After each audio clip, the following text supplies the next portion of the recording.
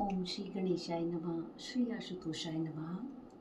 श्री पुरुषोत्तम मास महात्म्य अध्याय 14। श्री नारायण बोले, राजा इसी तरह चिंताग्रस्त रहता था कि एक समय वाल्मीकि ऋषि उसके यहाँ आए। राजा ने जल्दी से उठकर भक्ति सहित उनके चरणों में नमस्कार किया। तब वाल्मीकि ऋषि राजा को शांत देखकर बोले, हे राजन, तेरे मन में जो कुछ भी चिंता हो वह तुम बिना संकोच कहो, क्या बात है? दृढ़ धनवा ने कहा, महाराज, आपके चरणों की कृपा से सब सुख है, परंतु हे विद्वान, एक बड़ा भारी संदेह मेरे मन में है। सो उस वन के तोते के मुख से लगे हुए शूल को आप दूर करिए। वाल्मीकि ऋषि राजा के यह वचन सुन बोले, हे राजन, पूर्व जन्म में तुम द्रविड़ देश में ब्राह्मण के घर में ताम्रपर्ण के किनारे उत्पन्न हुए थे। सुदेव तुम्हारा नाम था। तुम धार्मिक सत्यवादी, जितना मिला उतने में ही संतुष्ट थे। तुम्हारी स्त्री उत्तम गणों वाली गौतम ऋषि की पुत्री गौतमी नाम से विख्यात थी। गृहस्थ आश्रम के धर्म में चलने वाले सुदेव को कितना ही काल व्यतीत हो गया, परंतु उसके संतति नहीं हुई। एक दिन आसन पर बैठा हुआ अपनी स्त्री से सेवा करवाता हुआ थका हुआ वह ब्राह्मण बोला, हे सुंदरी, संसार में पुत्र से परे कोई सुख नहीं, क्योंकि तप दान से उत्पन्न पुत्र परलोक में सुख देते हैं। शुद्ध वंश में उत्पन्न हुई संतति इस लोक और परलोक में सुख देती है। उस श्रेष्ठ संतति को यदि प्राप्त न हुआ तो मेरा जीना ही वृथा है। मैंने न पुत्र खिलाया, न ही उसे वेदा अध्ययन कराया, न उसका विवाह आदि किया, अतः मेरा जन्म वृथा है। इसलिए मेरी मृत्यु शीघ्र ही हो जाएगी तो अच्छा है, मुझको आयु प्रिय नहीं।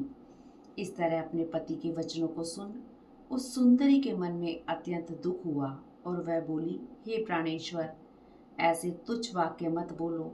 तुम्हारे जैसे वैष्णव शूरवीर कभी निराश नहीं होते। आप सत्य धर्म में तत्पर रहें। आपने तो स्वर्ग जीता है। पुत्र की इच्छा है तो जगन्नाथ की आराधना करो। वह ब्राह्मण श्रेष्ठ अपनी पत्नी के ऐसे वचन सुन निश्चय के साथ ताम्रपर्ण नदी के किनारे चला गया। वहां जाके पुण्य तीर्थ में स्नान कर महाभयंकर तप करने लगा। ऐसे उस तपोनिधि के 4000 वर्ष बीत गए। हे ब्राह्मण, उसके तप से त्रिलोकी कांप उठी। महाउग्र उस सदैव का तप देखकर बड़े वेग से गरुड़ पर सवार भक्त वत्सल श्री भगवान प्रकट हुए। श्री नारायण बोले, हे नारद जी, नवीन मेघ के समान चतुर्भुज जगत के पालन करने में समर्थ उन मुरारी के आनंदित मुख को देखकर बड़े हर्ष के साथ सुदेव ब्राह्मण ने मुकुंद को साष्टांग प्रणाम किया। इस तरह पुरुषोत्तम मास महात्म्य का 14वां अध्याय समाप्त हुआ। ओम नमो भगवते वासुदेवाय नमः। पुरुषोत्तम मास महात्म्य अध्याय 15।